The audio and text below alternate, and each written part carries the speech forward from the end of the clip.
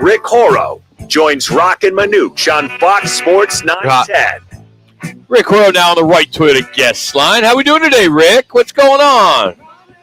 Where have you been, man? It's like, so you go to the World Series. What am I, chopped liver? I mean, it's like I know the hamster died for a couple of weeks, and then it was like, all right, I'll get back to you. I've been big-footed by you guys. That's all right. Not a problem. I don't know about that. I was in your neck of the woods last week. I was in Orlando and got to play the Ritz-Carlton golf course where the tournament. Oh, well, that's a really cool course. And I'm not going to name drop on the air, but the gentleman that I was hanging out with IMG has played tennis with you and said that you're a pretty good tennis player. And I was like, wow. I said, wow. Everybody knows Rick Horrow. So I thought that was kind of cool. I mean, I used your name to see if I could get a free appetizer at the restaurant, but that didn't work. But I know I wasn't in Jupiter.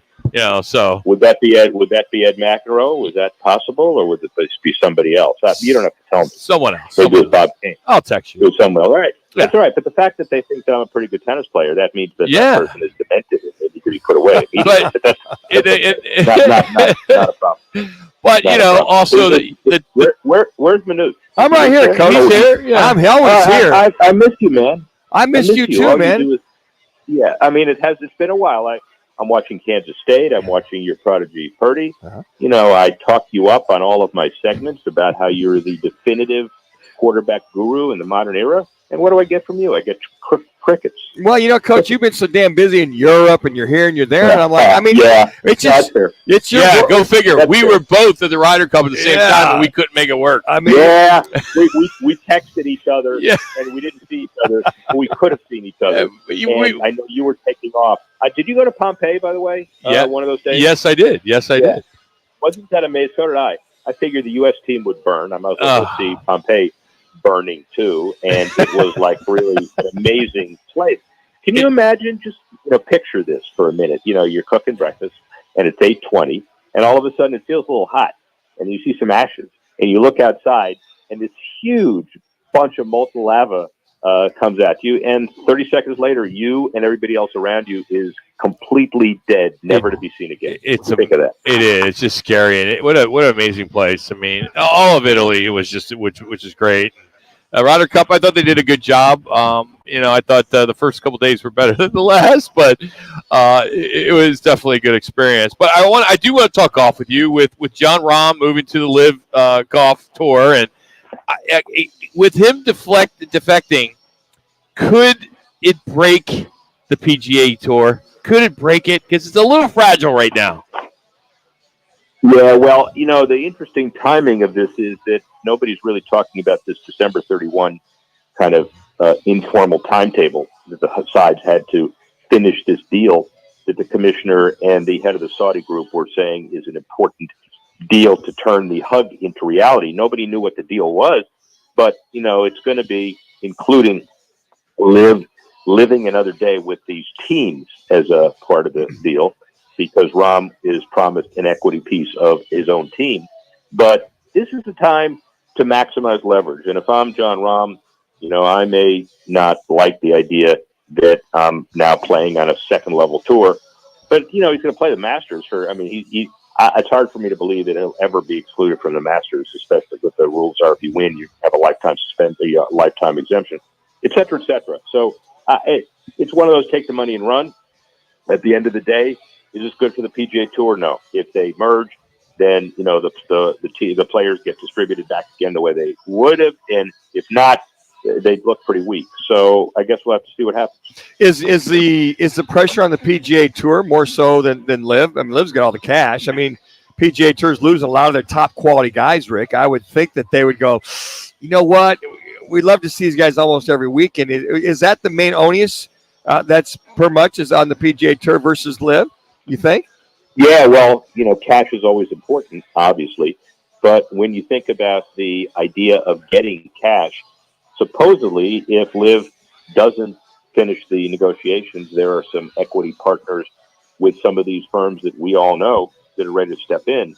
But we do know something else, which is the Saudi groups have no problem outspending whoever is on the table representing the PGA Tour. So there will always be that battle. And it's kind of unfortunate because I would love to see Jon Rahm in something other than short pants and a shotgun start with rap music playing behind. That's so true. So true. Rick Horrow, the sports professor, on with us today here on Fox Sports 910. 9 months in, Charlie Baker, the NCAA president, if you were going to give him a grade, 9 months in here, we're finishing up this college season. It's kind of a loaded question, but what kind of grade do you give him at this point? I'd give him an A. And the reason I'm saying that is because he didn't start talking until he laid the groundwork. That's what a really enlightened politician does. And he also put together an incredibly reasonable document about what's in it for everybody to create these have and have not systems, let's call it, and this educational trust fund that effectively is a way for student athletes to get paid without calling it NIL and keeping control of athletic directors. And, you'll have to hear what individual athletic directors really think and what they say, which may be different than what they think. Ray, I know, has his own opinion, and a lot of people do. But I would give him credit for stirring the pot and starting the conversation. A year and a half ago, the former president said, it's important that athletes get paid. These are student athletes now. They're also athletes, and they will be professional, and they deserve payment. So by the end of this year, you have to do it. And I will get back to you in the next year and a half to give you the memo and tell you how. Talk about crickets. If you think that Manuch ignored me, you got to see what happened here with the whole deal. Oh, okay. You made me feel guilty enough. All right. We don't want to keep you away from the in-season tournament there on the NBA, right? You're pretty excited about that, aren't you? No. The in-season tournament's okay. What you are keeping me away from for tomorrow, have you guys heard about the old geezer Ryder Cup that's going on at the concession in South Florida? No. It ought to be nationally known. You guys ought to know it more than anything else. You're golf fans. And it has, the normal trappings of a major tournament. I don't know. It's probably on Golf Channel. Everything else is. Yeah. But it's USA Europe, and Steve Stricker is one of the captains. I think Ernie Els and Colin Montgomery. And it's the real. It's no fooling. It's the big guys from both sets, and it'll be fun to see because it's a normal Ryder Cup format. And even more important than that, is Rick playing in the Pro-Am? Damn straight. So, Rick, whether you thought Florida State got snubbed or not, you know how much money the economic impact will be for the four.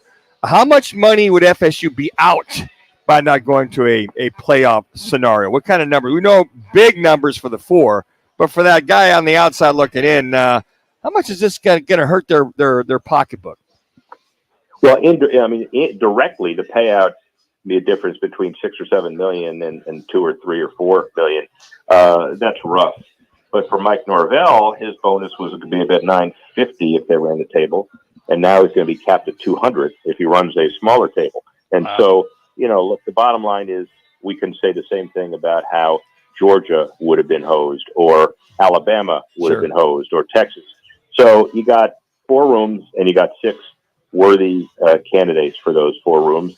And what it does tell me, by the way, is that college football is more intense and avid fans than ever before. Everybody thinks they were hosed. And it's the same thing as what number 5 would have been next year if the 4 teams that would get a bye in that first round. And who's number 5? Well, they deserved it. And number 13, who's left out. So I can't wait for December 30th. 2024, which is the beginning of the 12-team playoff. Maybe December 20th, I think it is. But it's not long. It's a little over 12 months away.